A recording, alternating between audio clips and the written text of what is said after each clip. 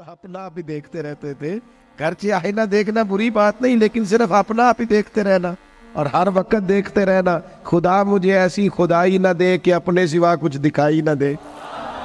یہ بھی کوئی اتنا ٹھیک مسئلہ نہیں. آپ غور فرمائے کیا عرض کرنا چاہتا ہوں آپ کی خدمت میں میرے عزیز. ایک تو اگر میں بڑی سمجھداری سے اور بڑے غور سے اور بڑی توجہ سے آپ کو یہ بات سمجھانا چاہتا ہوں کہ اگر حضور سے پیار کرو گے نا تو یہ جتنی دولتوں کی اور شہرتوں کی محبت دل میں آتی ہے یہ خود بخود نکل جائے گی، خود بخود نکل جائے گی، آسانی ہو جائے گی، جینا آسان ہو جائے.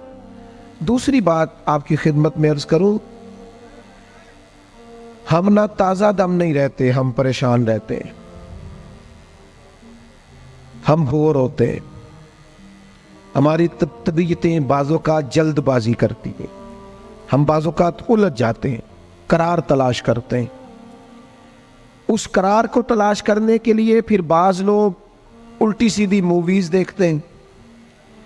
بعض لوگوں کا خیال ہے کہ شاید میں کوئی لطیفہ سنوں گا تو معاملہ ٹھیک ہو، پھر اس کا نتیجہ بھی نکلا ہے لطیفے سننے کا. اب لطیفے سنانا بھی اتنا بڑا کام ہو گیا ہے کہ مولوی ہے پگڑی داڑھی والا لیکن اس کے نام کے نیچے لکھا فنی مولوی. خدا کے بندے یہ سنجیدہ اسٹیج ہے، دیندار لوگوں کا کرنے کا کام ہے، آپ کیا کر رہے ہیں؟ مولوی بھی فنی ہوتا ہے، 6 معنی دار ہے کہ ہمارا مزاج تھا ہر چیز شغل میلہ، ہر چیز ہنسنا الجھنا. میرے عزیز ہم چونکہ سکون چاہتے تھے، کچھ نے ادھر ادھر کی مووی دیکھ لی، کچھ نے ہنس لیا، کچھ سیر کو چلے گئے، کچھ کا خیال تھا کھانے کھا لیں گے تو سکون آ جائے گا. یاد رکھنا ان چیزوں میں سکون نہیں ہے، ان میں تو آپ الجھتے جائیں گے. مزید تو سکون کہاں ہے، قرار کہاں ہے؟ آپ کبھی صحابہ کی زندگیاں دیکھیں نا، حالات جس طرح کے بھی تھے نا، ان کو جو سکون ملتا تھا وہ رخ مصطفیٰ سے ملتا تھا. ان کی طبیعت پوری لگ گئی تھی کہ حضور علیہ السلام کی جو یادیں ہیں وہ دل کو تازہ کرتی. ان کا خیال تھا کہ بہار اگر کسی چیز کا نام ہے تو وہ ذکر مصطفیٰ ہے، یاد مصطفیٰ ہے اور دیدار مصطفیٰ ہے. اعلیٰ حضرت مفتی ہیں، فتویٰ دیتے ہیں. اعلیٰ حضرت مفسر قرآن ہے، کنز الایمان بذات خود ایک تفسیر ہے، ترجمہ ہی تفسیری ہے. اعلیٰ حضرت محدث ہیں، وہ جب احادیث مبارکہ کا حوالہ دیتے ہیں تو یوں لگتا ہے کہ جیسے بڑی گہری نظر ہے ان کی، راویان حدیث پر بھی، اصول پر بھی، اور حافظہ بھی مضبوط ہے حفظ حدیث کے لحاظ. ساری چیزیں ان کے پاس تھیں، لیکن وہ پتہ کیا کہتے تھے؟ کہتے تھے یہ جو میرا دل چمکدار ہے نا، اور یہ جو میری طبیعت ہلکی پھلکی ہے، اس کی وجہ یہ ہے کہ ان کی مہک نے دل کے غنچے کھلا دیے. یہ میں نہیں آپ کو تقریر سنا رہا، میں تو جذبات کا اظہار کر رہا ہوں. ان کی مہک نے دل کے غنچے کھلا دیے ہیں. تو کیوں غنچے کھلا دیے؟ کہتے میرے نبی کا کمال یہ ہے کہ وہ جس راہ چل دیے ہیں کوچے بسا دیے. وہ جس راہ بھی چل دیے ہیں کوچے، حضور پر تھوڑا گزر جائے تو کام ہو جاتا ہے. قرار، سکون، سارے دکھ مٹ جائیں گے اگر دل حضور سے لگا لو گے، اگر محبتوں کا مرکز رسول پاک کو بنا لو گے. آپ دیکھیں احد کے میدان کے اندر کافر نے ایک بڑی عجیب سازش کی مسلمانوں کو پریشان کرنے کے لیے. اور بھئی آپ لوگوں کی وجہ سے اگر اتنے لوگ تکلیف میں ہیں تو آپ کو سمجھ جلدی سے بیٹھ جائے جی، جلدی سے جی، فیصلہ کرنے میں اتنی دیر، اللہ آپ کو سلامت رکھے، بیٹھ جائیں جی. اب آپ کھڑے ہیں جناب، آپ بھی بیٹھ جائیں، اللہ آپ کو برکت عطا فرمائے.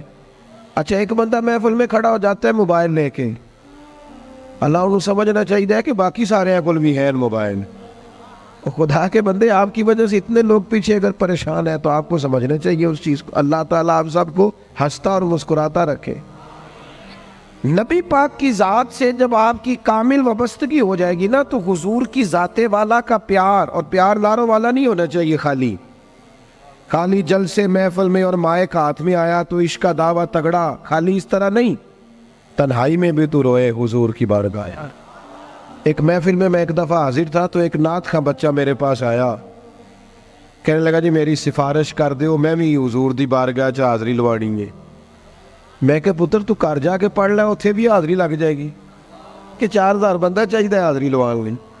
حضور کی بارگاہ میں تو جہاں بیٹھ کے بھی پڑھے حاضری لگ جاتی ہے، اس کے لیے کیا ساج سمر کے مجلس ہی فقط ہو تو حاضری لگتی ہے؟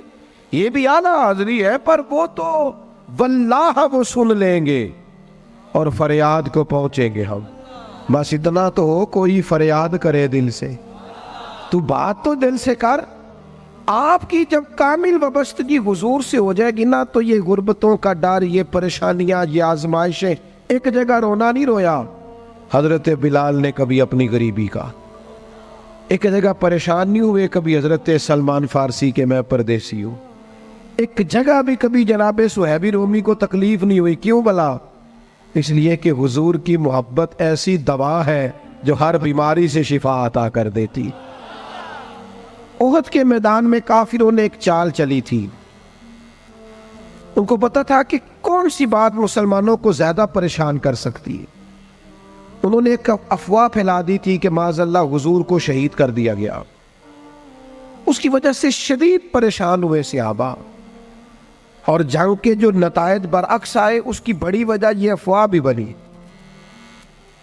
اب صحابہ بڑے پریشان تھے، حضور شہید ہو گئے۔ کچھ لوگ نا میدان احد سے جب واپس آ رہے تھے نا جنگ ختم ہونے کے بعد، ایک خاتون جا رہی تھی میدان جنگ کی جانب۔ عورتیں اپنے مزاج کے لحاظ سے کمزور ہوتی ہیں قلبی طور پر، اور بڑی خوبصورت بات لکھی ہے علماء نے، کہتے ہیں عورت کے دل میں درد زیادہ ہوتا ہے نا، پیار زیادہ ہوتا ہے، اور یہ جو وہ کمزور واقعہ ہوئی ہے اسے عیب نہ سمجھو۔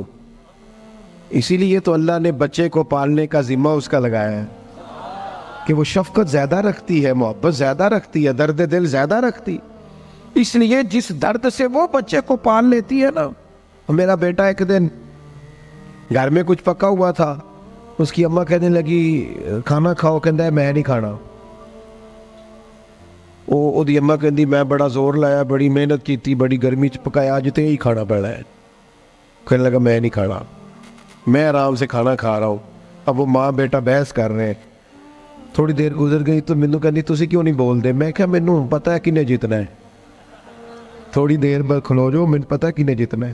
وہ بچہ اٹھ کے اندر چلا گیا، کہنے لگا میں نہیں کھاندا، تسی کھاؤ۔ وہ پھر 5 منٹ لگے تو وہ پکانا شروع کرتا جو بچہ کہہ رہے ہیں۔